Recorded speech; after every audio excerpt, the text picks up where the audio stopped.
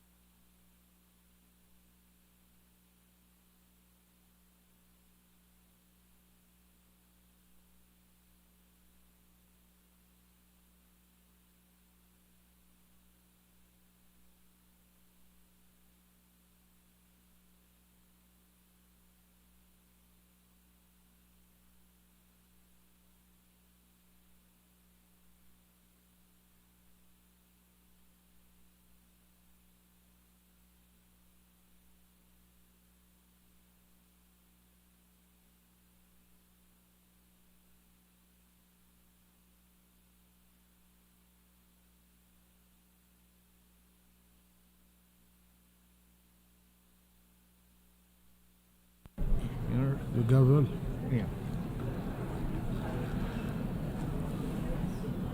Je déclare ouverte la 7e séance plénière de l'Assemblée générale. The assembly is declared open.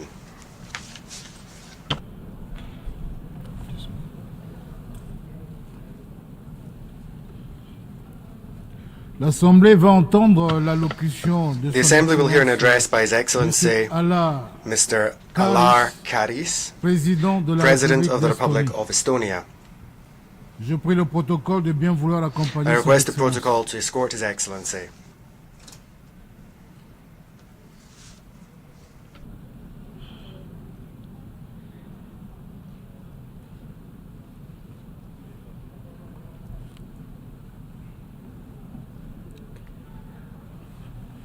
Au nom de l'Assemblée générale, j'ai l'honneur de souhaiter la bienvenue à On son behalf Excellence of the M. General Alar Assembly, I have Karis, the honor to welcome His Président de la République Excellency d'Estonie. Alar Je Karis, l'invite à President prendre la of the parole Republic devant of l'Assemblée. Estonia, and invite him to address the Assembly.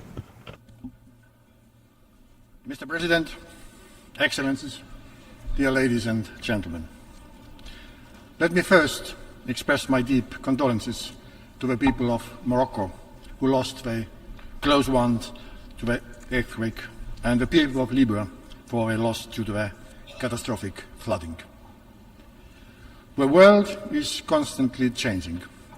We live through difficult times and glorious moments as human beings, as states and societies, as humankind, as global brother and sisterhood. On this path called history, we have learned that moments and situations do not repeat themselves fully. They rhyme. Our ability to learn from the past, to read the rhythm and flow of the verses of time, is a source of the progress. This gives us hope that the future rhymes will be nicer, that they will be free from the mistakes we have made before. We are different as humans, states and societies. But I am certain that some things are universal, like the simple wish for a better tomorrow, our sincere joy of doing good, feeling hope that somebody gives you a helping hand in the darkest moment and says that it is going to be all right. We are all entitled to live with dignity. We are all equal. Recognizing and accepting that is the foundation of freedom, justice and peace in the world as postulated by the Universal Declaration of Human Rights. These are the things that unite us. These are the values upon which we must build our future. Our challenges are greatly common: ensuring sustainable peace and security, ending poverty, addressing climate change, finding best sustainable use for new technologies. Only nations with a united effort, with a shared vision, with an urge to understand each other in our differences, and with a readiness to compromise, are able to tackle the great challenges of our time. We know our world is facing diverse, intertwined crises reversing years of sustainable development gains. This is heartbreaking. As I had the privilege to address the SDG Summit on Monday, I want to focus on other equally important topics today. We have learned from the past mistakes. We have seen horrors and grave human suffering. We do not want to end up in a situation that rhyme with barbarity and cruelty. Humankind does not deserve war, death, aggression, and suppression. That is why sovereign states gathered 78 years ago and formed the United Nations. United Nations is really uniting nations. We have been trying to build a world where ones in need should be noticed and helped. We have learned to hear and accept various voices. We have been shaping the world that is based on freedom, justice, and rules.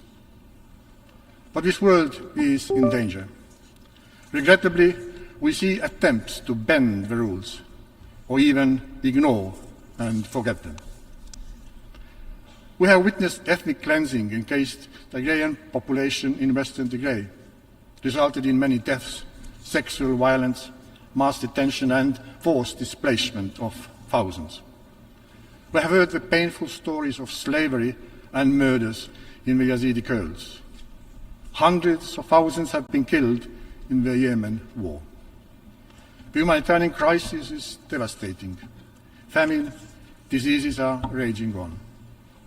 There are numerous violations of human rights and international humanitarian law. In Afghanistan, girls are denied their basic human rights, education. Would you accept this fate for your daughter? The Iranian population has lived for decades with severe limitations of fundamental rights. UN Office of the High Commission of Human Rights stated last year that there are serious human rights violations against Muslim minorities in Xinjiang region. And there are massive restrictions of fundamental rights of the people in the Democratic People's Republic of Korea. These are not merely statistics, abstract passages in annual reports, but real and utterly tragic stories happening to our fellow citizens, to people like us. Like Anna, who worked in a shop in Kiev.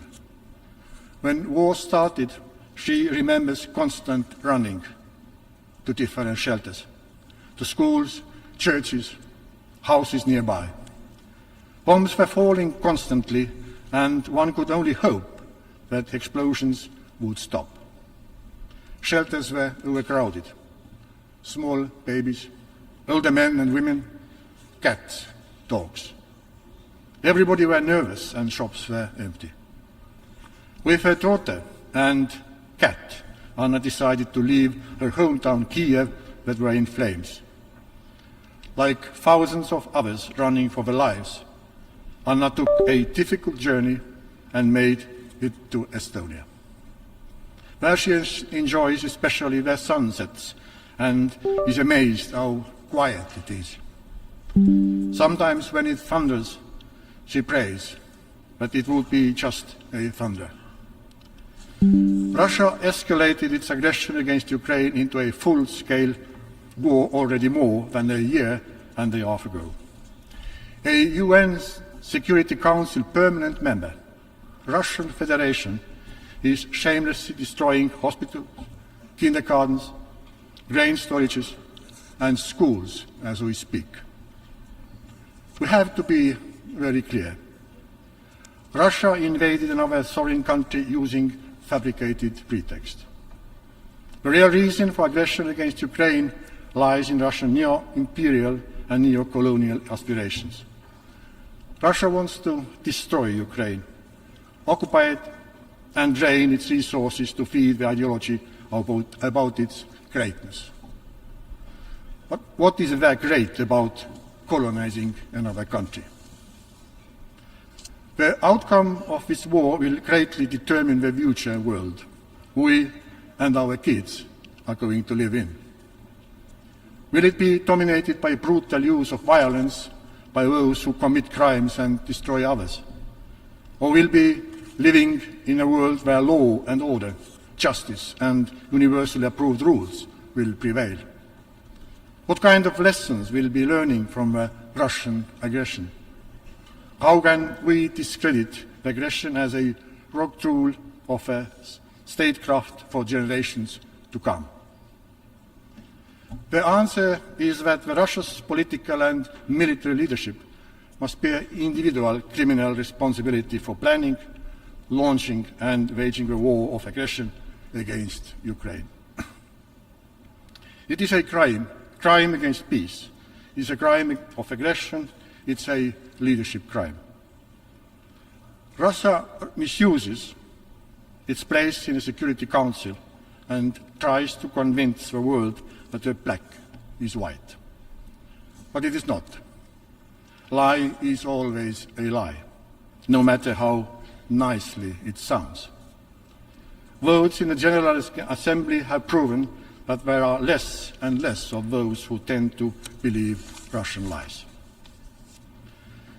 UN Charter says that the purpose of the UN is to prevent and remove the threats of peace and the suppression of acts of aggression. Russia has continuously breached this core principle. The fact that Russia is a member of the Security Council does not legitimize its actions. Crime is a crime anyway. Therefore, tribunal should be created, and if it's based on the suggestions from General Assembly, it would have been desired international legitimacy. If we let the impunity to prevail, we put our own virtues and values, our moral norms under question mark. The whole concept of international trial and arbitration will be under threat. This undermines deeply the international law. This is why the international reaction and response to Russian crimes has an existential significance for us all. Dear ladies and gentlemen, the situation calls us to really use the tools at our disposal for protecting the international law based on the UN Charter. Therefore, we need to reform the UN Security Council. Now is the time as the world is out of joint. Now is the time as it has become more evident than ever. The Security Council is close to a dead end, unable to act and make decisions on the biggest conflicts in the heart of Europe after the Second World War. This undermines the UN Charter. Granting international peace and security is the raison d'etre of the Security Council. But instead of that, the Council is paralyzed. It has numerous negative implications globally, be it inability to offer conflict resolution or solutions concerning migration and food security. This dangerous tendency doesn't have its foundation in Russian aggression against Ukraine, but it has crystallized because of that. The world needs a Security Council that is able to fulfill its tasks and live up to the expectations of its founding members. But even more so, to give hope for better days to those suffering under fear, oppression, and violence. The ones responsible for aggression and conflicts have to face justice, even those with veto right in the Security Council. In order to make sure that the Security Council can fulfill the tasks set by the UN Charter, there is no alternative than to adjust the structure and working methods of the Security Council. And yes, this is possible, and we should gather up and raise the voices calling for the Security Council reform. Of course, it is hard. We are different in our positions.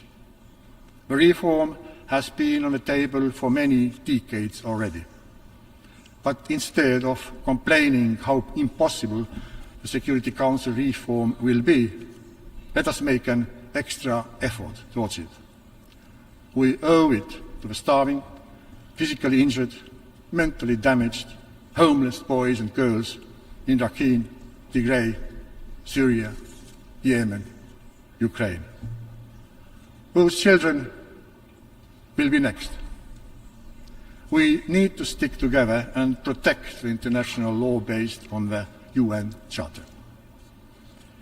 If we cannot agree on all the reform ideas, let's concentrate on commonalities. Let's make the small steps that we can take already today. We all need to show some flexibility. Both issues, the composition of the Security Council and its working methods, have to be seriously addressed. It is time to abandon the well-known and documented group positions. We, as a united world community, need to start fresh. Let's turn blank page and work closely together to make a strong point that enough is enough. For the greater good, it would be make perfect sense to take one step back from the old positions in order to move 3 steps ahead. Let's keep in mind what is at stake here. The central issue is, of course, using the veto right.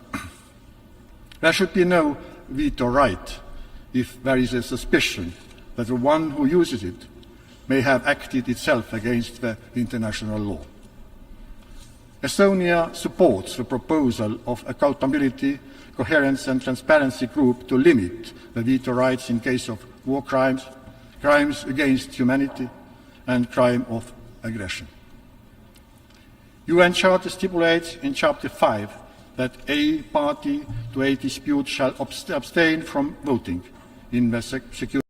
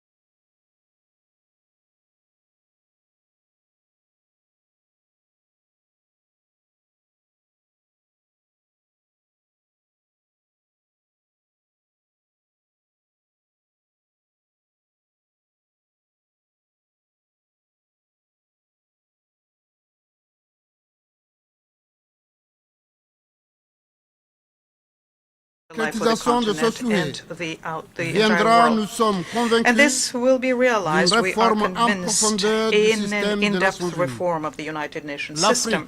Africa, d'où vivront 3,8 where milliards d'habitants à la fin de ce 3.8 siècle, billion people qui will live entend it by jouer the un end rôle of this crucial century, intends dans to la play tête a des crucial ODD, role in attaining a the le droit de SDGs and therefore has the right aux to instances décisionnelles participate mondiales in global et decision-making d'accéder, bodies entre autres, and au to, Conseil de inter alia, sécurité be des on Nations the Security Council en tant que as membre a permanent permanent member et jure ainsi de and ses thus droits realize conformément its au rights in consensus de line Zulini. with the Esolvini Tout en consensus. étant une question d'équité, It is a question of cette equity. réforme des Nations Unies This l'Afrique reform réclame haut et of fort the United est Nations that aussi Africa has been une asking for question loudly and d'efficacité. clearly, but it's also a question Car of il en va effectiveness, de la légitimité because it becomes et a matter donc of de legitimacy l'effectivité and therefore du of the multilatéralisme. effectiveness of Je multilateralism. saisis d'ailleurs cette I occasion would like to furthermore pour use réitérer this au nom de opportunity l'Afrique so as to reiterate le on behalf of remerciement les Africa plus our sincères thanks, very à l'endroit sincere des thanks membres du G20 to the qui members of viennent the d'intégrer G20 l'Union who africaine have just que integrated j'ai the l'honneur de African présider Union, en cette année which it is 2023 my honor to au chair sein in de this leur year groupe. 2023 within their Cette group. victoire diplomatique de And this l'Afrique, mais aussi diplomatic du G20, victory for à Africa, but travers also l'Inde, for the où s'est G20, actée cette décision through historique, India, est where porteuse this d'espoir, historic decision was enacted, surtout au moment gives us où hope, especially une at the synergie time d'action est where a synergy nécessaire of actions pour is sortir nos needed pays in order to du get our marasme countries out of socio-économique. the socio-economic stalemate. Honorables assistances, mesdames et Distinguished messieurs, delegates, ladies and gentlemen, le thème de cette the 78e theme of Assemblée, this 78th General rétablir la Assembly, confiance et rebuilding raviver la trust and solidarité, reigniting global accélérer solidarity, l'action menée accelerating pour réaliser le action programme 2030 et ses of the objectifs 2030 de développement agenda and its durable sustainable development en goals faveur de la towards paix, peace, de la prospérité, prosperity, du progrès et progress, de la durabilité and pour tous sustainability for all. arrive à This point nommé. theme is very timely. Le continent The africain African continent fait face is à de nombreux défis facing qui numerous risquent challenges. de compromettre And, son there is a avenir, danger that these et challenges j'estime can que cette compromise its confiance future. And I et cette think that solidarité the trust mise à and the l'honneur solidarity cette année which apporteront les has solutions pride of idoines place this à year nos will provide préoccupations. us with the solutions which are L'Afrique adequate est for our confrontée concerns. au We défi de la are sécurité dealing with the alimentaire challenge of food qui security, prend de plus en plus which is d'ampleur dans le becoming continent. wider and wider spread En in the dépit continent, des immenses despite the superficies fact arables that we have dont immense dispose le arable continent lands on the et la continent, main-d'œuvre despite the qualifiée et fact that we compétente have qu'il regorge, qualified and competent labor l'insécurité alimentaire aplenty. continue Despite this, food d'impacter insecurity des continues millions de affecting personnes. millions of people. Les effets du dérèglement climatique Climate change ainsi que le nombre de and conflits sur the le numerous continent conflicts on the continent exacerbent cette compound to this situation, situation. tout comme la As guerre Oh, the first day that we the signed up for Russian Monday.com, Ukraine our conflict which brought in de its l'approvisionnement wake en the céréales et en engrais, disruption entraînant of par la même supplies occasion of grain and une fertilizer, inflation sans and précédent. also brought in its Vous wake an conviendrez à moi unprecedented qu'il est inflation. inconcevable You will agree with qu'avec me that it's toute cette inconceivable terre arable, that with all of le these continent arable reste un lands, grand the continent importateur remains a de major produits importer agricoles, of ce qui agricultural goods. contribue à un And this déficit contributes important towards de sa creating a balance sizable commerciale. shortfall in Ainsi, its trade au moment balance. où l'on parle de Therefore, solidarité, at the time when we're est talking temps about solidarity, que les it is partenariats time entre les gouvernements for africains, all les partnerships organismes de amongst développement et African le secteur privé, governments, development étrangers bodies, et locaux, private sector, both soient foreign renforcés and domestic, afin de be relever ces strengthened, défis so as to rise to manière this challenge efficace and et resolve it durable. effectively and in a lasting Il fashion. est temps également It is que nos also high time partenaires for our nous appuient dans la mise en partners œuvre to support de us réformes in ambitieuses telles que le implementing transfert far-reaching d'expertise reforms, such et as, de for example, the technologie transfer of afin expertise and d'aider les technology, pays durement so as to affectés help those countries which à are promouvoir severely le développement affected, help us agricole promote et agricultural plus development, particulièrement and à more produire specifically, et transformer, produce stocker and leurs produits transform au niveau our local goods afin de leur locally, donner une valeur ajoutée et thus lutter adding ainsi value to them contre les and pénuries et la helping famine. us combat shortages Nous and devons famine. également renforcer la We lutte also need contre les to effets strengthen des our changements fight climatiques. against climate change Car, comme nous because, le vivons tous, and we live through, notre planète fait through it, constamment all of face us.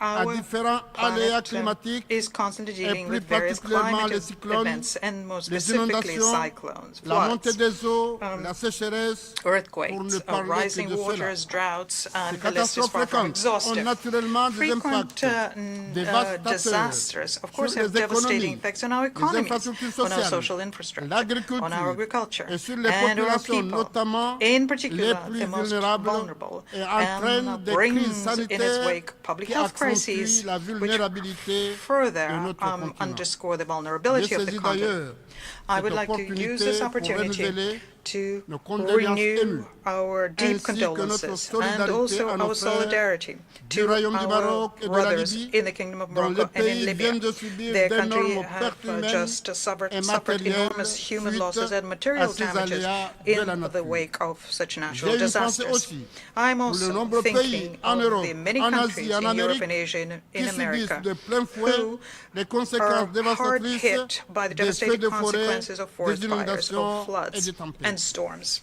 Outre les nombreuses pertes humaines, Above les and dégâts beyond the causés par les numerous catastrophes human naturelles, losses, soulignons-le, the damages sont énormes et resulting from nécessitent these les catastrophes coûts de reconstruction et de require relèvement the qui ne sont cost pas of toujours rebuilding à la and recovery, portée which de is nos not États. always something that our countries J'appelle can alors la communauté sustain. internationale I therefore call à upon the privilégier international les approches community to communes, promote structurées communal et mieux approaches, adaptées, better et surtout structured and dans le adapted, cadre du and financement especially within the pour framework répondre à of ces funding catastrophes de grande to ampleur afin meet que to nous these puissions disasters fournir on à a nos large scale so populations that we can provide les appuis our people nécessaires with the support pour that they leur need relèvement. and help them Mais recover. j'en appelle surtout And à la especially, mise en œuvre I effective call des for the recommandations effective liées implementation of à the la protection recommendations et à having la to do with the préservation de protection and l'environnement safeguarding et à la of the environment, concrétisation des for the engagements pris implementation of the en commitments faveur de undertaken l'adaptation in the area et de la of mitigation. adaptation and La mitigation. baisse des émissions à effet de The serre lowering of et the le level of financement the promis greenhouse effects and pour the lutter funding contre le changement pledged to climatique combat climate doivent en change effet have to, être traduits en in actes fact, concrets be et translated nous in voulons specific vivre dans un actions monde if we want plus to live sûr, in plus future in a sûr world which et is plus prospère. safer and more prosperous. J'appelle alors à soutenir I call la therefore for déclaration support de Moroni to the de Moroni juin dernier Declaration sur issued l'économie bleue last June on et blue la economy déclaration and de the Nairobi Nairobi de septembre Declaration dernier of afin que nos last pays September, puissent and this to make défendre sure d'une that même the voix countries can defend leurs intérêts with communs en one voice faveur their d'un common développement interests durable, and notamment de la helps prochaine develop COP28 sustainably, in particular de to do this Dubaï, during à the laquelle upcoming nous COP28 in formulons le Dubai, vœu de plein succès. to which we souhaite would like enfin to wish every success. lancer un appel And finally, I would en like to launch faveur du an renforcement des appeal capacités to de strengthen l'ONU the capacities Habitat of UN par un Habitat. appui plus substantiel I'm asking for dans la more mise en œuvre substantial du nouvel support agenda in the urbain implementation of the afin new que cette agence urban puisse agenda, mieux so that this soutenir agenda can nos better villes support africaines our qui African regorgent d'énormes cities, potentialités which are mais qui full sont of devenues potential, très but vulnérables which have au become changement very climatique. vulnerable to climate change. Honorable assistance, mesdames et Distinguished messieurs, delegates, ladies and je ne gentlemen, peux parler des défis du I continent africain cannot talk about the sans challenges of m'attarder the sur la African situation continent politique without et talking about the sécuritaire political and complexe, security inquiétante situation and qui complex and prévaut, worrying et notamment situation on au our Sahel. continent, and in particular in the Comme nous Sahel. le savons tous, As we all know, le Sahel, the Sahel, cette région de l'Afrique, this region of est Africa, depuis which 2010 since fortement 2010 touchée has been par seriously l'insécurité affected et by le terrorisme, insecurity and terrorism. avec des groupes There are terroristes terrorist qui groups ont who have intensifié intensified les their attaques attacks aussi bien contre les against forces de security sécurité forces, que but contre also les civils against et les civilians infrastructures. and civilian donc infrastructure. urgent It is que la urgent, communauté therefore, that the internationale international community renforce should ses efforts strengthen its efforts visant à nous aimed accompagner at dans la accompanying us stabilisation in de our cette attempts to région, stabilize this sachant que dans region, le village knowing that the planétaire dans global lequel nous planetary vivons, village in which les we all crises live, s'importent, that on this planet, s'invitent facilement crises are very avec des easily conséquences sur imported les économies and therefore et have surtout consequences sur on les economies investissements and the inter- investment intra-étatiques. within and between Certes, countries. il Of revient course, en premier lieu first and aux foremost, Africains it's up to the de mettre en Africans œuvre des plans de to développement implement économique et the social economic and social dans le development plans cadre within de the framework l'agenda of Agenda 2063 pour 2063, lutter contre la so to pauvreté better et le chômage combat des jeunes, poverty and youth notamment, mais unemployment, surtout et surtout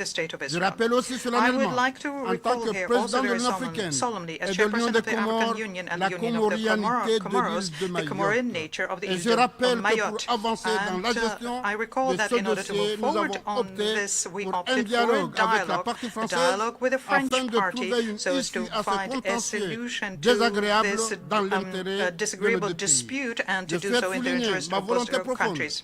qui I est would like aussi to celle du underscore gouvernement my comorien, determination and d'honorer les determination of my institutions government et la to vie honor the démocratique aux institutions Comores and the democratic en life of the organisant de Comoros façon by libre, organizing transparente free, et transparent, démocratique and les prochaines democratic élections upcoming présidentielles presidential et elections des gouverneurs de and 2024. governor's elections Je in souhaite rappeler 2024. également I would like to que also l'Union des recall that Comores the a Union pu of the mettre fin Comoros au cycle managed des to put instabilités an end to politiques this cycle of qui political caractérisait la vie instability, which politique used to be a comorienne characteristic depuis of our political life l'indépendance en since 1975 independence in grâce à la 1975, and this politique was de done réconciliation thanks to the policy nationale of national que j'ai menée reconciliation depuis that I 2000. have been Cette conducting since politique de 2000. réconciliation This policy of soutenue par l'Union reconciliation, africaine, supported by the les African Nations Union, Unies the et United tous nos Nations, partenaires and all of our a apporté partners la have brought stabilité dans le stability pays to the country, et nous avons and le it is our devoir de la duty consolider to et build de on la it and pérenniser. to sustain it. Depuis 2002, en Since effet, 2002, la in date fact, du 26 the mai est date of the devenue 26th May une référence has become symbolique a de symbolic l'alternance aux date of the Comores, transfer of puisqu'à power cette in the date Comoros, because s'opère it is on this la date passation des we pouvoirs have issus d'élections the transfer présidentielles of power libres as et resulting transparentes. from free and C'est animé de transparent ce presidential souci elections. constant de It is préserver with la this paix et la concern in mind, the stabilité concern to et la preserve peace and démocratie à l'Union stability des Comores and que democracy je in the Union sollicite of à the nouveau Comoros votre that I am appui asking et once votre again for your accompagnement support in your afin que les accompaniment prochaines so élections that the présidentielles upcoming et presidential des elections gouverneurs and the election prévus of pour les mois governors de décembre et planned janvier for the prochain month of December and puissent se January tenir next dans de très bonnes should be conditions. conducted under pour good conclure, conditions. To je reste conclude, confiant let me say que le that I 26 am mai confident 2024 that on the 26th of May marquera une fois 2024, encore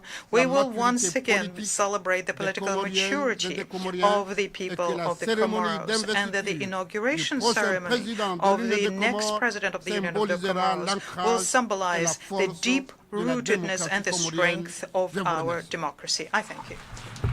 Au nom de l'Assemblée générale, je tiens à remercier le On behalf président of de the l'Union General des Comores Assembly, I would de like la the locution President qu'il vient of the prononcer Union et of je the prie le Comoros protocole for de the bien statement vouloir just made, and I accompagner request son Excellence. protocol to escort His Excellency. L'Assemblée va entendre l'allocution de son Assembly Excellence will hear and address by Luis His Excellency Rodolfo Luis Rodolfo Abinader Corona, président de la République President dominicaine. of the Dominican Je prie le protocole de Republic. bien I vouloir request accompagner protocol son to Excellence. escort His Excellency. Au nom de l'Assemblée générale, j'ai On behalf l'honneur of de the General souhaiter la Assembly, bienvenue à son I have the Excellence honor Monsieur to Luis welcome His Rodolfo Excellency Abinader Luis Corona, Rodolfo Abinader Corona, président de la République President of the dominicaine, Dominican et je Republic, l'invite à and prendre la to parole invite devant him to l'Assemblée. address the Assembly. Excelentísimo señor Denis Francis, presidente Your Excellency, del Mr. Dennis Francis, President 78º of the periodo de 78th sesiones de la regular Asamblea session of the General de las General Naciones Assembly Unidas, of the United excelentísimo señor Nations, Antonio Guterres, Your secretario Excellency, general de las Mr. Naciones Antonio Unidas, Guterres, Secretary General of the excelentísimos United señores jefes de Nations, Estado y de Gobierno, Heads of State and honorables Government, jefes de delegaciones, Honorable Heads of señoras y Delegation, señores. ladies and gentlemen. Avanzada la segunda década del As siglo we enter the XXI, second la decade humanidad of the 21st afronta century, retos heredados humanity y nuevos faces obstáculos que inherited requieren challenges acción. and new obstacles that Debemos require ver action. estas calamidades We como must see these oportunidades que nos calamities as combinan a trabajar opportunities that juntos compel para us to work superarlas. together to overcome República them. Dominicana The tiene el Dominican firme Republic compromiso has de the que firm podamos commitment construir un that modelo we de can build desarrollo a humano, model of inclusive, inclusive justo y human sostenible. development that is just Sin and embargo, sustainable. es legítimo However, preguntarnos, it is legitimate for ¿estamos us to realmente wonder encaminados a whether lograrlo? we are really on Las track to diversas achieve crisis such an generadas por outcome. el cambio The climático various crises han tenido caused by impactos climate change devastadores have para had nuestro devastating planeta y para impacts nuestras on our sociedades, planet and como las societies, sequías, la such as subida del droughts, nivel del mar, rising la sea pérdida de la levels, biodiversidad, loss of los biodiversity, fenómenos meteorológicos extreme extremos, weather entre otros. events, amongst others. Estos impactos han generado un impacts pasivo have ambiental generated an que amenaza environmental fuertemente todo el liability progreso que hemos that alcanzado en las significantly últimas décadas. threatens all of the progress Como economía en achieved in desarrollo recent decades. y con una huella de As a carbono developing negativa, economy estamos with a haciendo negative nuestra carbon contribución footprint, a la we are mitigación making del our cambio contribution climático, to incentivando el mitigating uso climate change de energías by renovables, incentivizing the use pero of renewable sabemos energies. que este es solo But un we paso know en el that largo this is only camino de one la step on the long sostenibilidad, road to porque todavía sustainability, tenemos una gran because we still dependencia de have combustibles significant fósiles. dependence on fossil El fuels. petróleo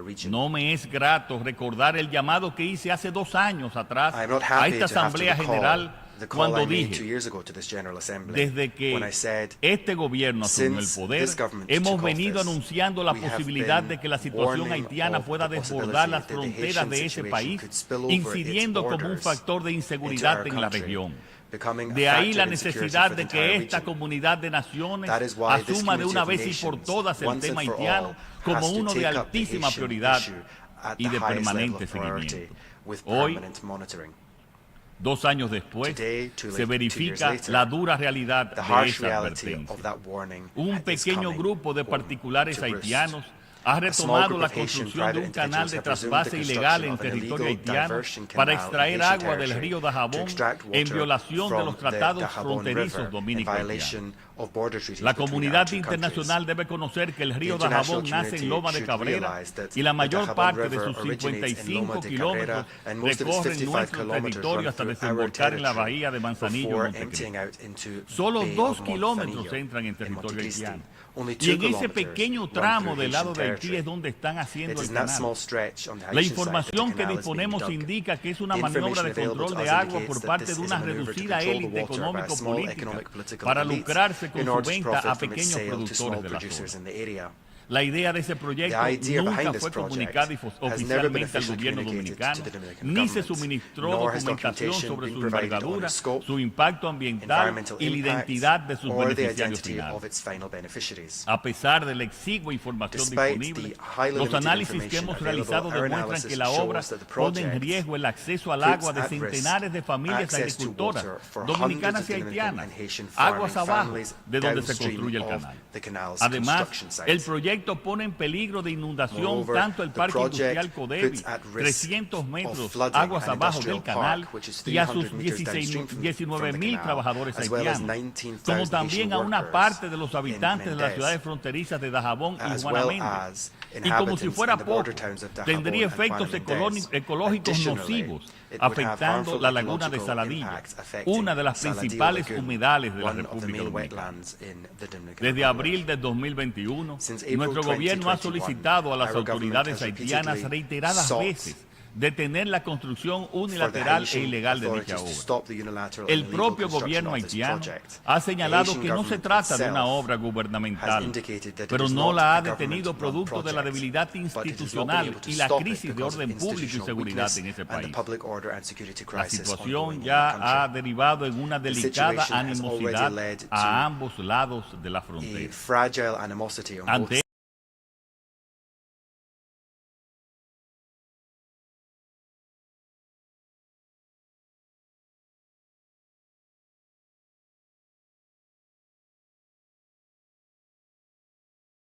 para garantizar la seguridad in y el order to interés guarantee nacional, security así como and para our proteger national nuestros interest, ríos, as well as medio to ambiente y protect our producción rivers, agrícola. environment, and No agricultural tenemos ni production. deseamos ni We buscamos do not una have, nor do confrontación we con el seek pueblo or haitiano, desire a confrontation pero with sí the Haitian estamos people. enfrentando a los actores But we face incontrolables que uncontrollable mantienen la actors inseguridad en who Haití por sus intereses foment particulares insecurity in y que Haiti ahora for their conspiran particular también interests, contra la and who are estabilidad de now su gobierno conspiring y la against seguridad their own de government los recursos stability hídricos. and the security of water Señor resources. presidente, Mr. President, sin lugar a dudas, there el can be no problema doubt de Haití that the problem ya of Haiti no está en is Haití, no longer just está en manos de la in comunidad Haiti. internacional. It is in the hands of Y the por esta international razón community. respaldamos That is why we firmemente la strongly postura support responsable the responsible del presidente position de los Estados of the Unidos, Joe President of the Biden, United States, expresada Mr. ayer Biden, desde esta misma expressed tribuna yesterday y que from nosotros this vamos a rostrum, repetir ahora. and which we will repeat El now. Consejo de Seguridad Security Council tiene que must autorizar de forma authorize urgente la misión de urgently seguridad the respaldada UN-backed por la security ONU. mission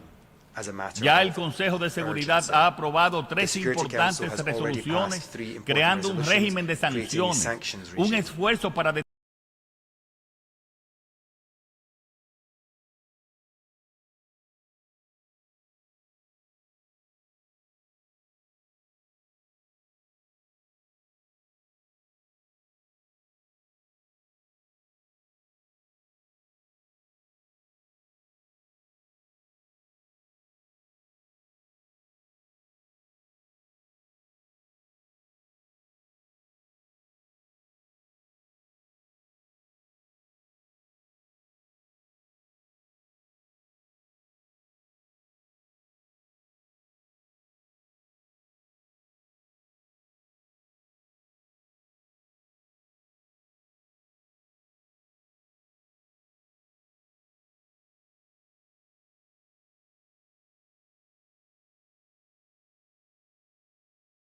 Es una ruptura del orden público por parte de elementos criminales sin ninguna reivindicación política o ideológica, por lo que acoger la solicitud de ayuda de las autoridades haitianas enviando una fuerza multinacional es consono con el espíritu y la letra de la Carta de las Naciones Unidas y del mandato de esta organización, acorde con el derecho internacional para garantizar la paz. Estamos todos conscientes que el proceso de pacificación en Haití debe junto a un pacto social y político. En ese sentido, encomiamos la noble gestión que viene desarrollando el grupo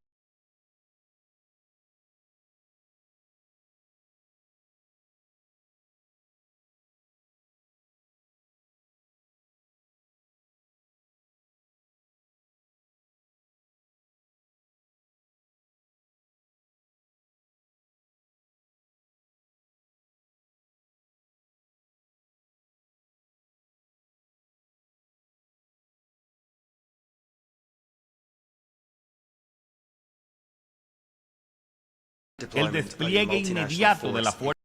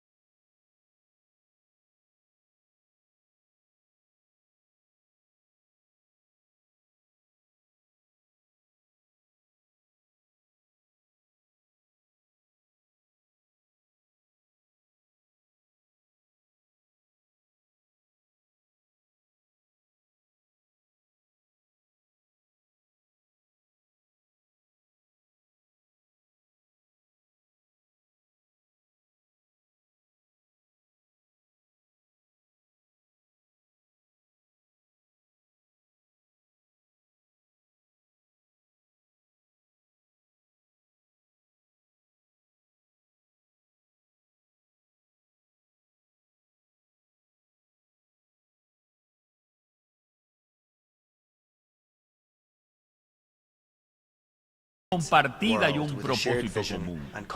La historia nos juzgará no solo por las palabras que pronunciamos en estos sagrados salones, sino más crucialmente por nuestras acciones en el terreno de la realidad. No le fallemos al futuro. Muchas gracias.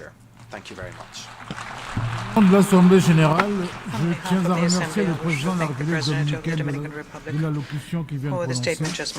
Et je prie le protocole de bien vouloir accompagner son Excellence. L'Assemblée va entendre l'allocution de son Excellence Madame Maya Sandu, présidente de la République de Moldova. Je prie le protocole de bien vouloir accompagner son Excellence.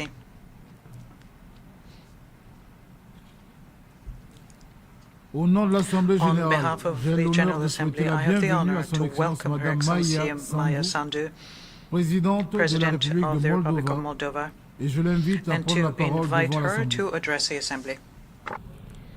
Mr. President, Mr. Secretary General, Your Excellencies, it is with great pride that I once more stand before you at the General Assembly of the United Nations to represent the Republic of Moldova, a country on the front line of the fight for democracy.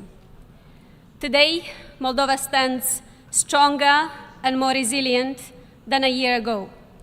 We stand firm in our belief in a democratic future, and we stand firm with Ukraine as our neighbor continues to resist Russia's brutal invasion, an attack on its sovereignty and way of life. We stand firmly for Ukraine's victory, because when Ukraine wins, the free world wins. Now, more than ever, support for Ukraine must not diminish. Please continue supporting Ukraine.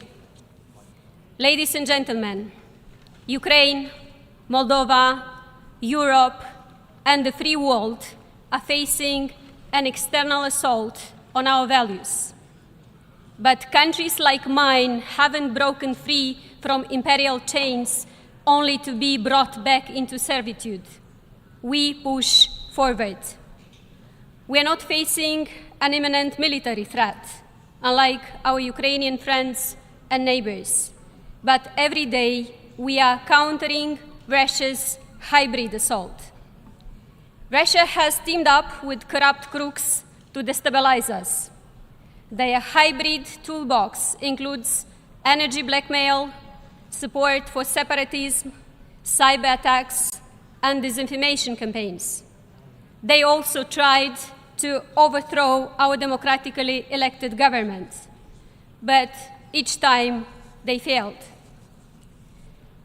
We know they will try again. In soon-to-be-held elections, they will attempt to undermine our citizens' ability to make their own democratic choice. This threat is not unique to us.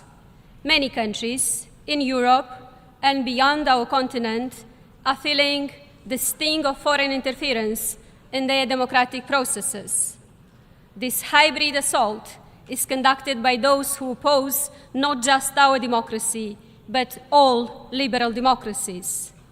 We must stay vigilant, and we must stand united.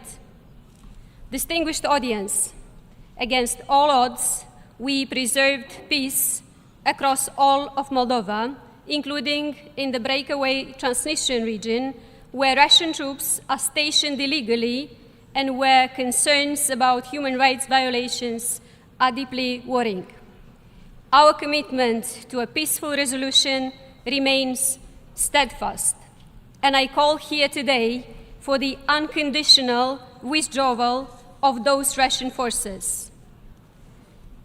In light of intertwined challenges, building Moldova's resilience has not been an easy task. Yet, we take heart in the fact that Moldova is not alone. Our friends and partners, the entire free world, stand with us. Building resilience means that Moldova has moved from relying solely on Russian gas to having a mix of energy sources and backup storage. We are also building electricity lines to Europe, investing in energy efficiency, and pursuing renewable sources. The true measure of a democracy's success rests in its ability to deliver a better life and real economic benefits to citizens. Strengthening our economy as the war rages across the border is a daunting challenge, but we are determined. Small and medium-sized enterprises can now access funds to grow. Digital public services are helping to cut red tape. The EU market is open to exports of our fruit and vegetables. Inflation is down to 10% from a peak of 35% last October. A major ratings agency has upgraded our outlook to stable. We are comprehensively reforming the justice system, redoubling our efforts to defeat corruption and organized crime.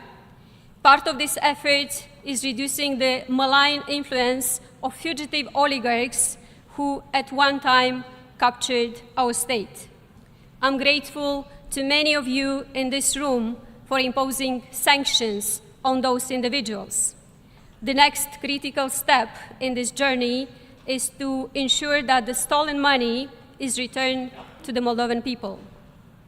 As evidence of our commitment on corruption perception, as measured by Transparency International, we improved by 24 places in the past 2 years, our best score in a decade. On the Rule of Law Index, part of the World Justice Project, we have advanced by 14 places since 2020. Greater resilience will also come through enhanced transport links with Europe, vitally important given Russia's blockade of Ukrainian ports and the disruption of trade routes. We are upgrading roads and railways And this modernized infrastructure will not only boost our trade and create jobs, but will support solidarity lanes for Ukraine, ensuring that its grain reaches the regions where it's needed most. And one day, these very connections will be aiding Ukraine's post-war reconstruction. As we build up defenses and resilience, Moldova is increasingly recognized as a contributor to regional security, a strong neighbor to Ukraine and partner to the EU in countering security challenges. But our commitment extends globally. Moldovan servicemen actively contribute to peacekeeping missions, including most recently in the United Nations Interim Force in Lebanon. Underscoring our commitment to the security of our continent, we hosted the European Political Community Summit last June, a summit that further cemented our place in the European family. Ladies and gentlemen, economic progress, improving security, and reinforcing our democracy are part of our journey towards membership of the European Union. Moldova's European aspirations have long been well known. Last May, 100,000 Moldovans rallied in Chișinău to reassert their commitment to democracy and to EU membership. Let me be clear. Moldova's EU membership is not just a political choice. It is the only way to protect our liberty, peace, and democracy. The enlargement of the EU is the sole path to ensure our neighborhood stays anchored in the free world and that we deliver better lives for our citizens. It would also demonstrate the Union's commitment to peace, the very reason the European Union was built. When it comes to membership, we believe in a fair and merit-driven process and have been doing our work diligently. With this in mind, I call on the European Commission and all EU members to support us. I extend this call beyond the EU borders to all the countries of the free world, especially those with well-established, robust democracies who have long reaped its benefits and understand its worth. The success or downfall of one democracy resonates globally. When one thrives, it inspires hope in others. When one falters, it risks a domino effect. Today, the fight for democracy anywhere is the fight for democracy everywhere. And in this interlinked fight for democracy, we will prevail. Thank you.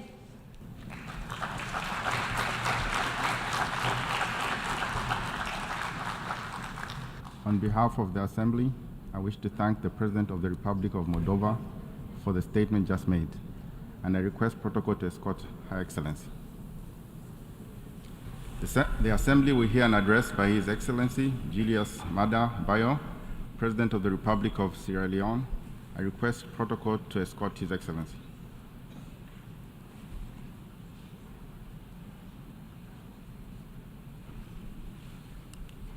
On behalf of the General Assembly, I have the honor to welcome His Excellency Julius Maada Bio, President of the Republic of Sierra Leone, and to invite him to address the Assembly.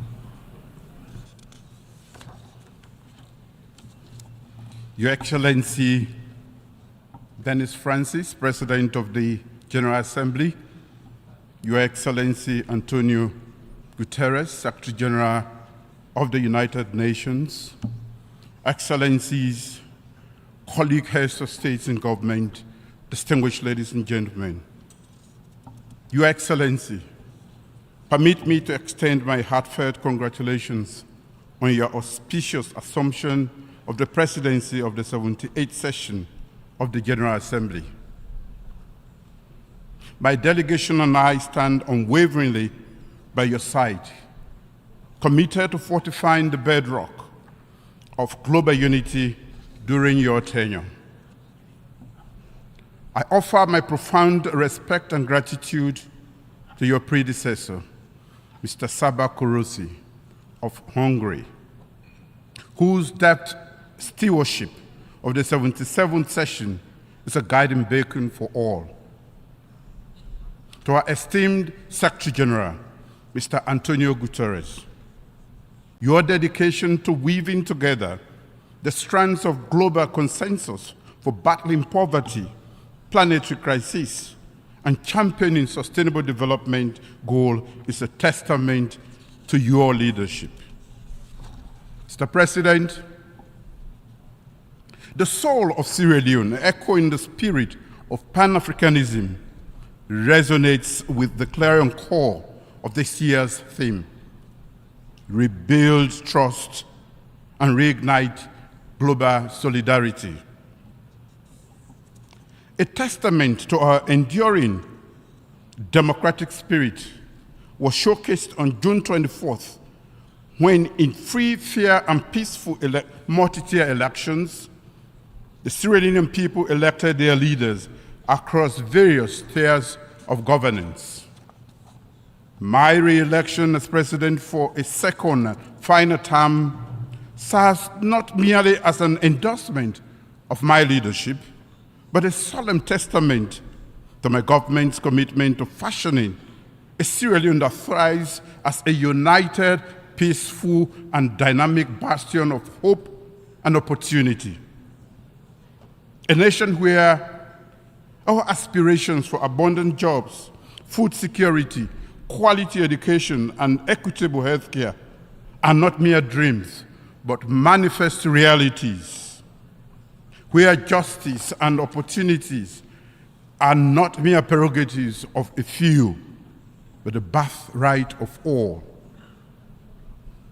Mr. President, in the face of global upheavals, from the pandemic to geopolitical tensions exemplified by the war in Ukraine and the ensuing food crisis, my first term stood as a beacon of our commitment to democratic freedoms and human rights. We rooted out the unpleasant legacies of the past, repealing antiquated laws such as the seditious libel statute that lingered for half a century. We consigned the death penalty to the annals of history and charted bold advances against the scourge of corruption. Our devotion to education was unambiguous. Over 800,000 new learners were introduced under our aegis, and we significantly augmented domestic educational funding, ensuring it constituted an average of 22% of our national budget. We championed an ethos of radical inclusion, providing unfettered and tuition-free access to quality primary and secondary school education for all. In our unwavering commitment to dismantle the barriers of gender inequality, my administration declared a state of emergency on the heinous crime of rape and sexual and gender-based violence.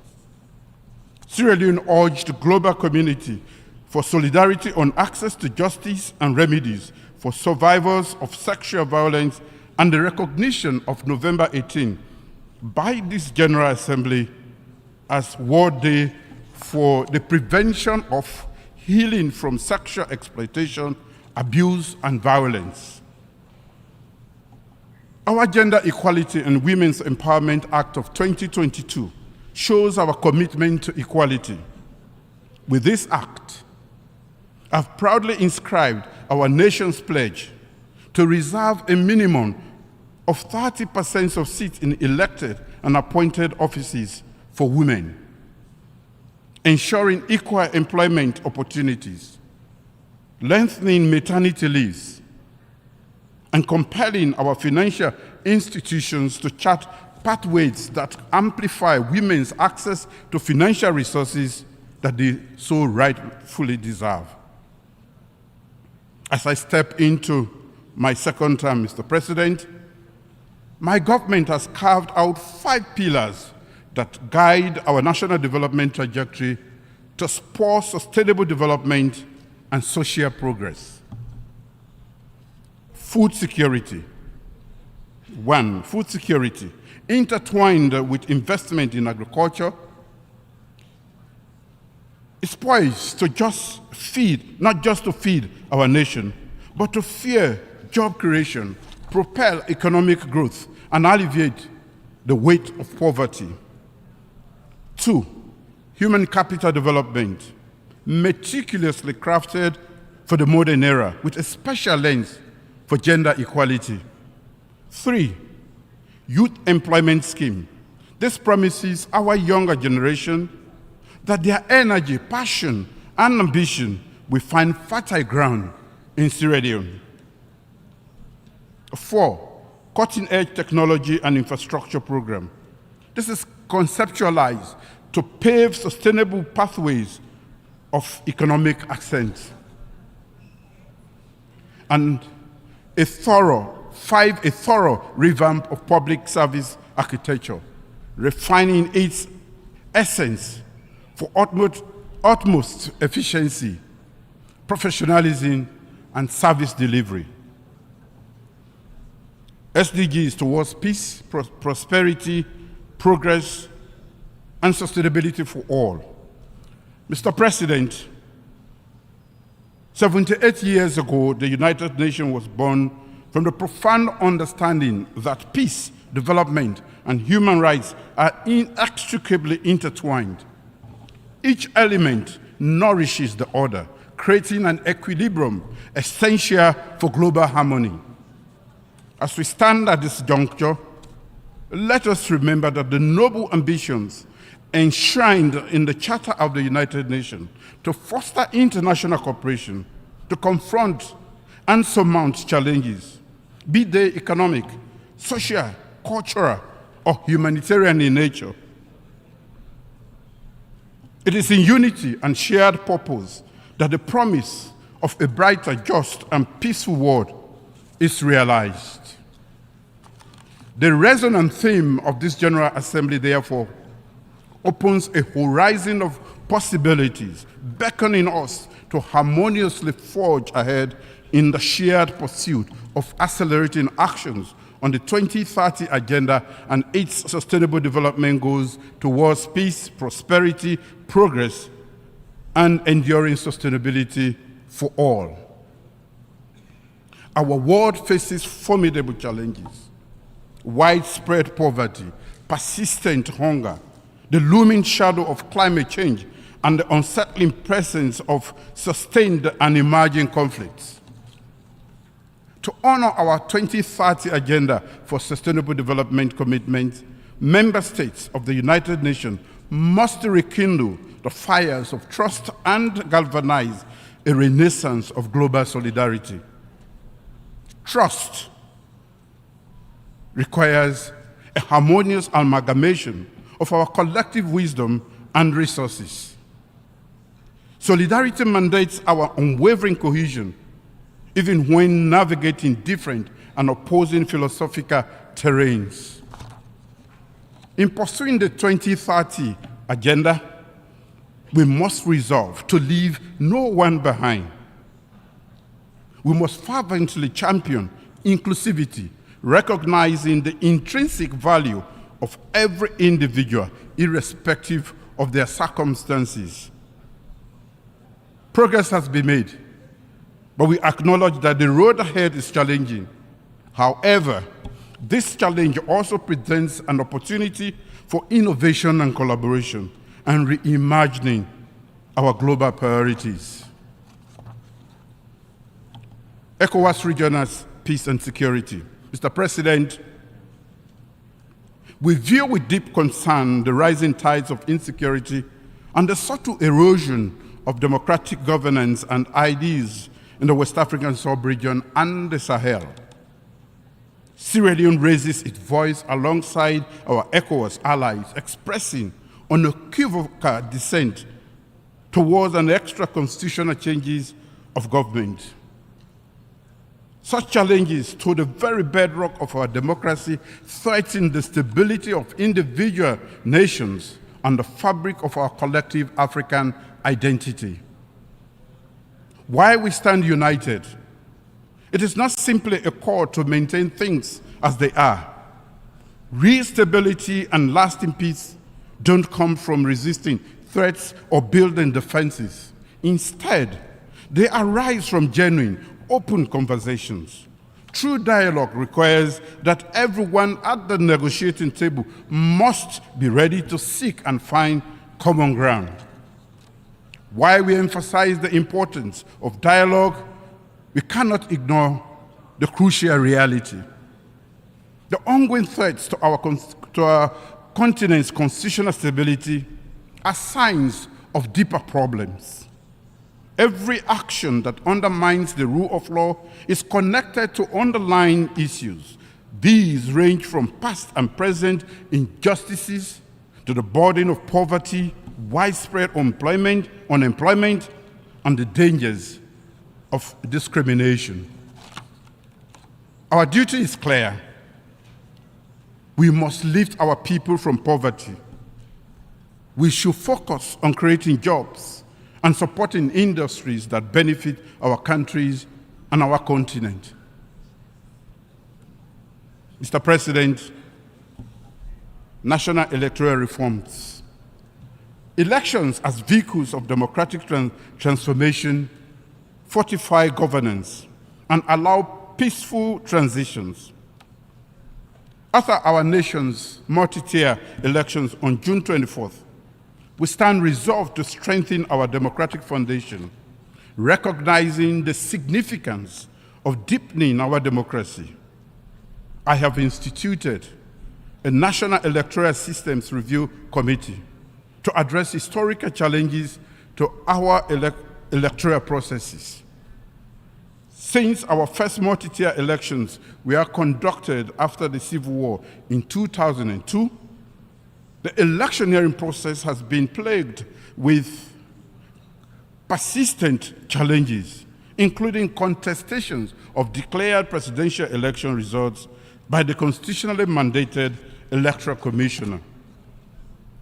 To address these historical challenges and consolidate our democratic gains, a comprehensive review of the electoral system is necessary to reform Sierra Leone's electoral landscape.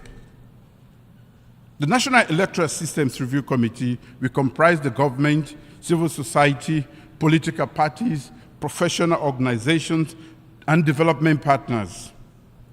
It holds the mantle of evaluating existing frameworks, institutional arrangements, and observer mission reports. Its mandate extends to proposing vital reforms fortifying Sierra Leone's electoral integrity. These actions encapsulate our commitment to forging a fertile environment for dialogue, affirming democratic governance, and fostering enduring peace. Mr. President, it is regrettable to note the decision of certain member states to introduce unilateral cohesive measures, including visa restrictions on Sierra Leonean citizens following the recent multi-tier national elections. We observe that such unilateral measures, which are in contravention of international law, have sometimes been the response to electoral outcomes in other African nations to exert political pressure. As members of the international rules-based community, African states strive for sovereignty and meaningful cooperation based on mutual respect and understanding. In democratic processes, every democracy faces unique challenges. However, the essence of sovereignty, as contained in the UN Charter, is the ability of member states to address and resolve internal matters independently and without external pressure. In our engagement on the international stage, we hope for understanding and mutual respect, especially on important issues like national elections. Constructive dialogue and open channels of communication should be the pillars of our global interaction and not punitive, unilateral, cohesive measures that do not further the entrenchment of democracy, but instead strain relations between nations. Sierra Leone remains steadfast in its commitment to free, fair, and credible elections alongside our dedication to the rule of law. We believe that democratic progress is a journey, and its pace varies from one nation to another. We respect the individual paths countries have taken in their quest for democracy and anticipate the same level of understanding and respect for ours. We aspire to nurture relationships rooted in solidarity, cooperation, and mutual respect, all directed towards a shared global future. United Nations Security tenure. As Sierra Leone takes its non-permanent seat at the United Nations Security for the 2024-2025 term after a hiatus of 53 years, we are deeply aware of our shared duty to uphold international peace and security. The profound nexus between peace, development, and human rights will be the beacon guiding our priorities. We stand poised, resolute, and committed to forging a world where these ideas are not mere aspirations, but enduring realities for all. Sierra Leone fully subscribes to the ideas of multilateralism as a tool for global peace and security. Our vision is to serve as the vital conduit linking ECOWAS community of the West African states, the African Union, and the nations in focus with the Security Council. As we yearn for tranquility and justice, we pledge our commitment to collaborate with the 5 permanent members of the Security Council, and as part of the 10 elected members and the 3 African representatives. Reform of the UN Security Council. Mr. President, Sierra Leone recognizes the pressing issue of Security Council's legitimacy, equitable representation, and transparency. In a world reshaped by geopolitical realities, true global peace and security hinge on reforms and the rejuvenation of United Nations Security Council and the UN General Assembly.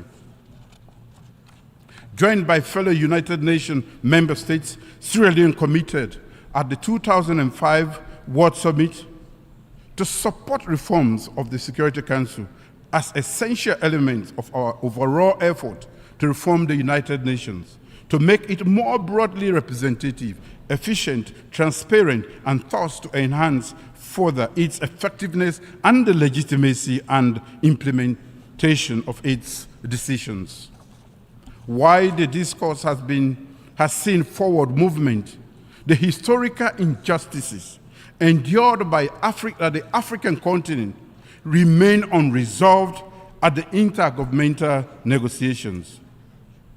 Africa, glaringly, stands alone as the only region without permanent representation within the Security Council, and is conspicuously unrepresented in its non-permanent category.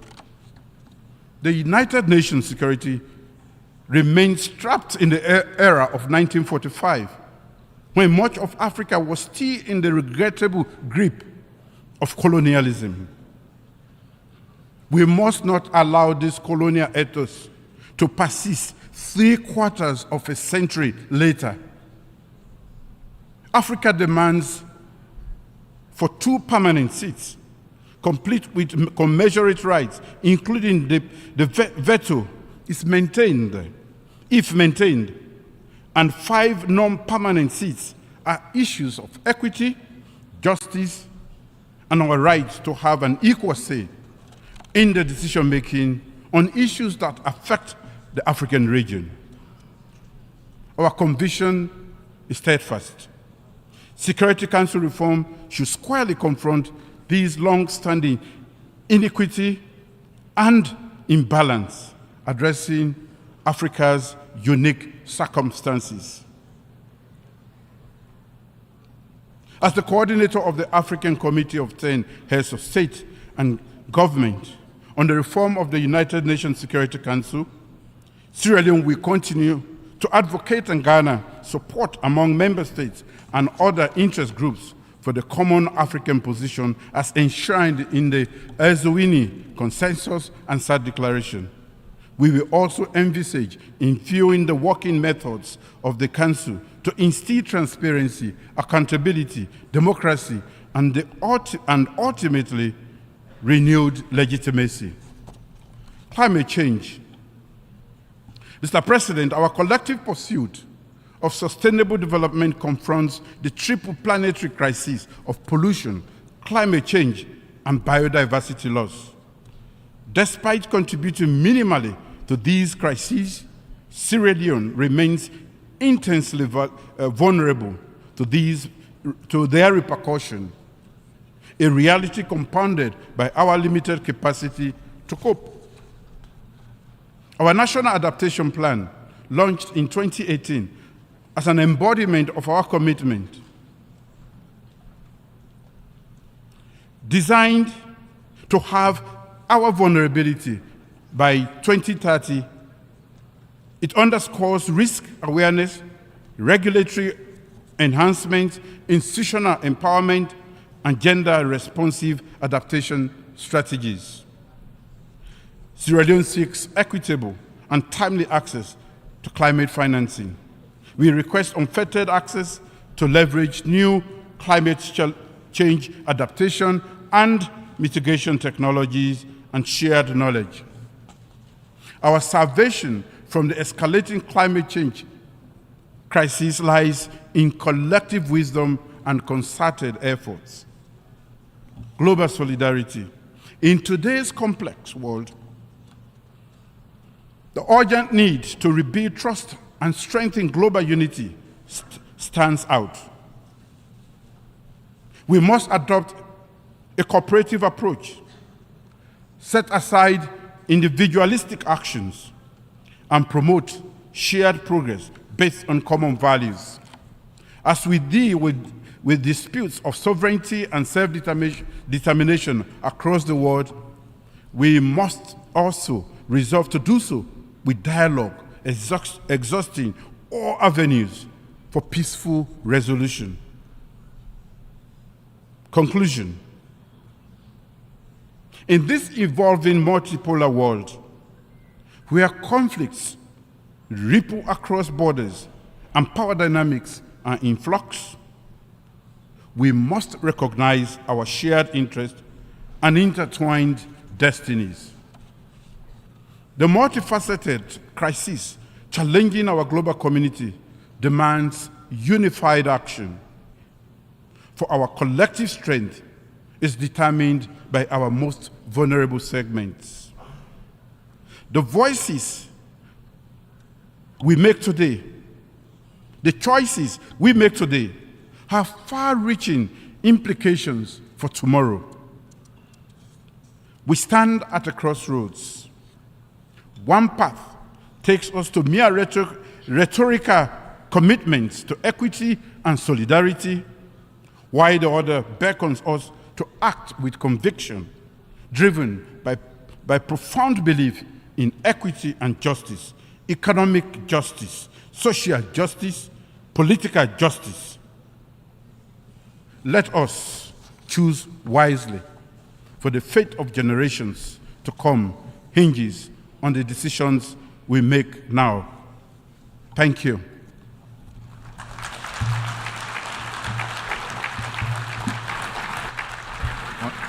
On behalf of the Assembly, I wish to thank the President of the Republic of Sierra Leone for the statement just made, and I request protocol to escort His Excellency. The Assembly will hear an address by His Serene Highness Prince Albert II, Sovereign Prince of Monaco. I request protocol to escort His Serene Highness. On behalf of the General Assembly,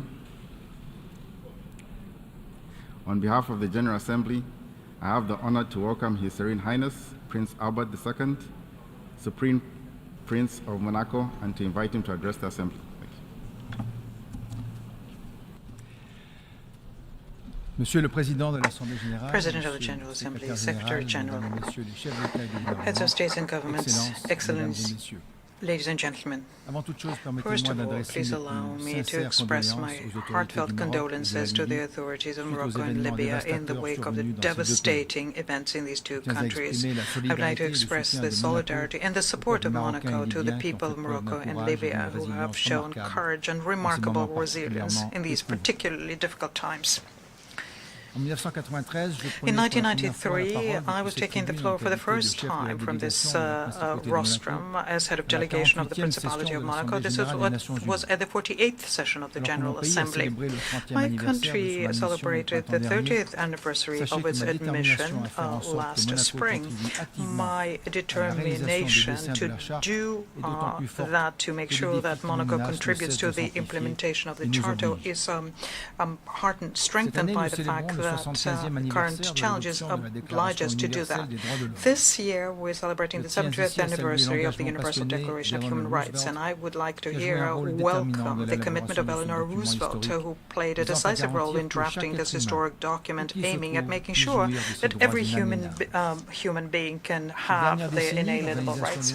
In the recent decades, the United Nations has achieved gains that only multilateralism can allow for. For example, the Agenda for Peace, which was passed during the Security Council Summit in 1992, Agenda for Development, General Assembly in 1997, Millennium Development Objective in 2000, Sustainable Development Objectives in 2015. It is through working together that we've been able to move forward quite so significantly. Mr. President, Monaco was an observer to the UN when my father, Prince Rainier III, decided to take part in the Rio Conference, in the wake of which we had the Agenda 21, which is customarily called the Rio Convention. And this participation in the Earth Summit was one of the trigger elements which resulted in the fact that the Principality started seeking full membership in the community of nations which gather here in this august chamber. The respect for the environment and wild fauna on land and sea and supporting science were fundamental priorities for the Princes of Monaco throughout the centuries. Today, what was a relentless commitment have become a duty for our survival. And that is why we signed the Framework Convention on Climate Change, the Convention on Climate Change, the Convention on Biodiversity, and then the Convention to Combat Desertification.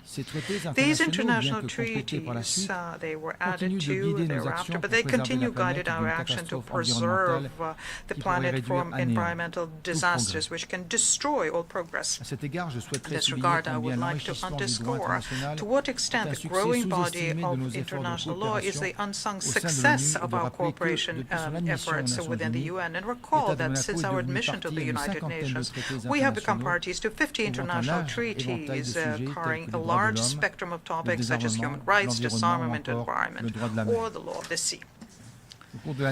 In the course of this past year, the multilateralism in certain areas has shown once again its strength and its effectiveness because it continued and persevered. In December last, we have had a historic event when we adopted the Congo-Montreal Global Framework on Biodiversity, and then we concluded about 2 decades of negotiations by finalizing the agreement on biodiversity and high sea, which I had the honor of signing. And this binding legal instrument will have another decisive step in protecting and safeguarding the seas and the oceans.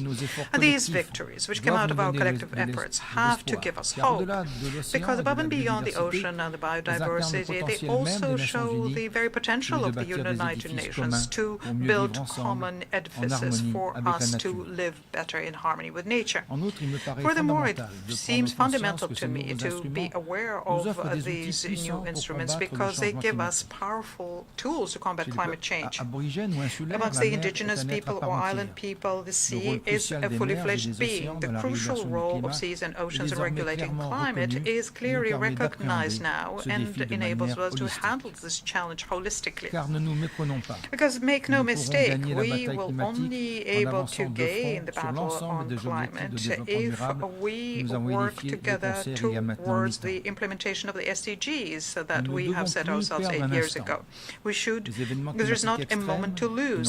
Extreme climate events, floods, droughts, fires, whose frequency and intensity is only growing, already result in the suffering of millions of people and require from us to undertake urgent and drastic measures.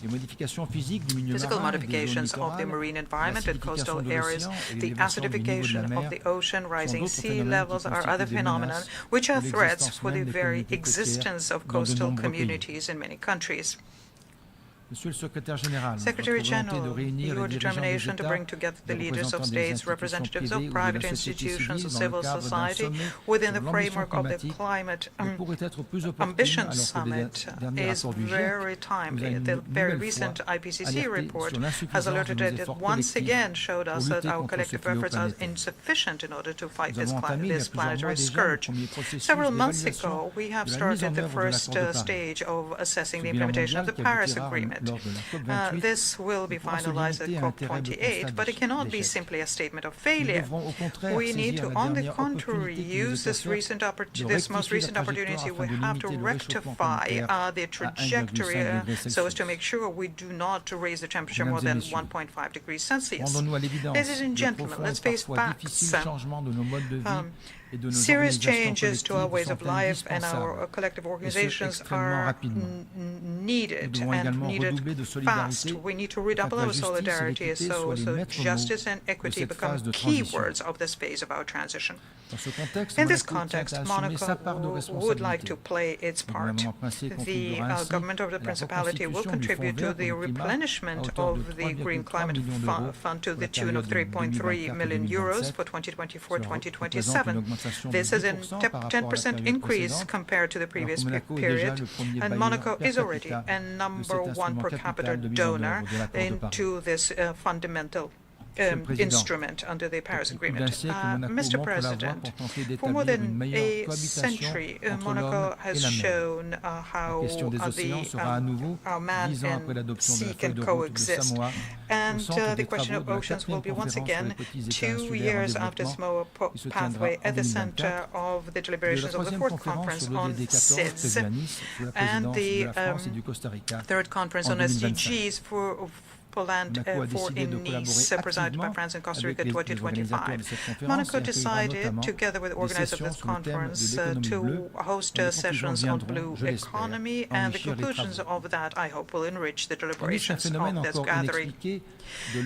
We do still have the unexplained phenomena of the cold stretch in the east of the Pacific Ocean, but the United Nations Decade on Ocean Sciences in the Service of Development provides us an opportunity to better understand the complex phenomena of climate change.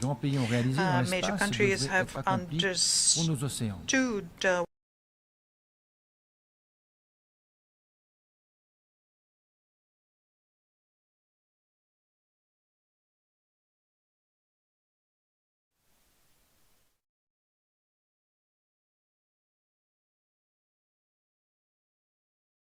people of our nations place a very serious responsibility on us to make sure that we safeguard the air they breathe, the land where they grow, and the seas and the oceans, the cradles of humanity and key to our survival.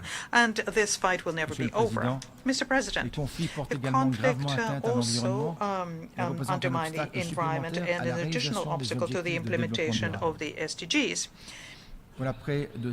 It's been about 600 days now that Russia took the decision in violation of international law to launch a major-scale aggression against Ukraine. This was condemned several times by our Assembly, as well as humanitarian and environmental consequences. Here, yet once again, I'd like to express the solidarity of my country given these tragic events and the destruction that the civilian population suffer every day. And the fights and the bombings resulted in pollution of soils and resulted in toxic substances. Natural areas have been destroyed, and there is now a shortage of drinking water and spread of diseases. It is inconceivable that in the 21st century, healthcare professionals are regularly attacked, that medical infrastructures are attacked in various areas of conflict.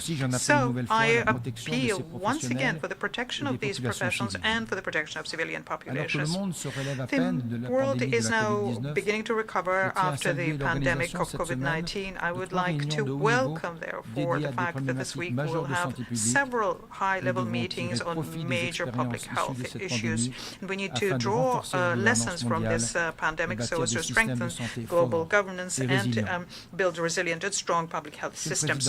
Mr. President, amongst the issues of existential threats that we are facing, there is one which has become very widespread recently, and I am referring to, of course, to artificial intelligence, which has in it both at the same time an immense potential for the SDGs and unprecedented risks for peace and security. Looking for innovation is part of our very nature and needs to be supported when it's geared towards improving the lives of our people. We are, of course, fascinated by the advantages provided by digital tools. They simplify our daily life, but we cannot ignore the potential dangers they represent. Artificial intelligence very frequently is more effective than man in many tasks. But just like the language of Aesop, it could be the best and the worst thing for humankind.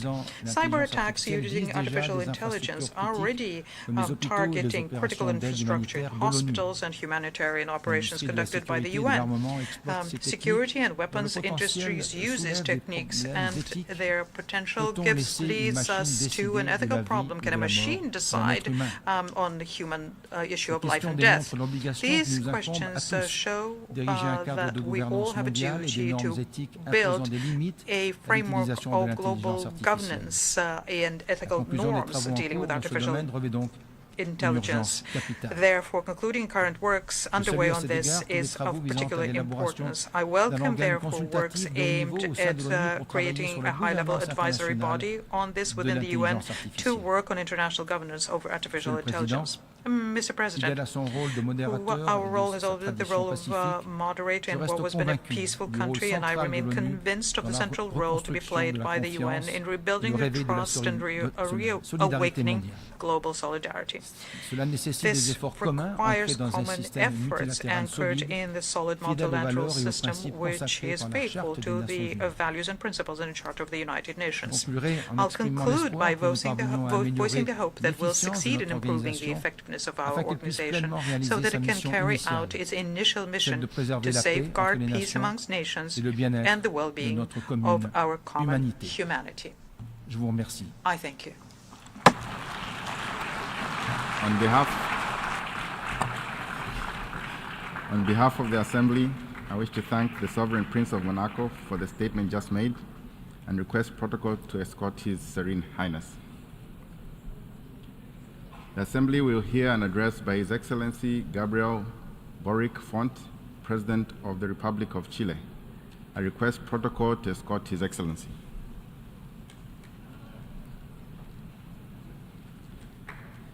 On behalf of the General Assembly, I have the honor to welcome His Excellency Gabriel Boric Font, the President of the Republic of Chile, and to invite him to address the Assembly.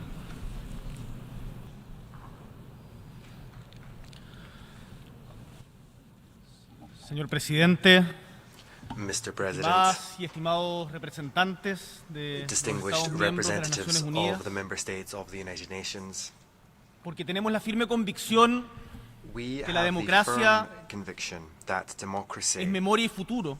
is memory En nuestro and país future. hace 9 días And that's why conmemoramos in our country 9 days ago, los 50 we años commemorated del golpe de Estado 50 years since the que coup el 11 de d'etat septiembre de of the 11th of 1973 September 1973, fracturó which brutalmente nuestra convivencia, violently trayendo split muerte, our dolor, coexistence, bringing persecución death, persecution, y miseria a mi pain, patria. and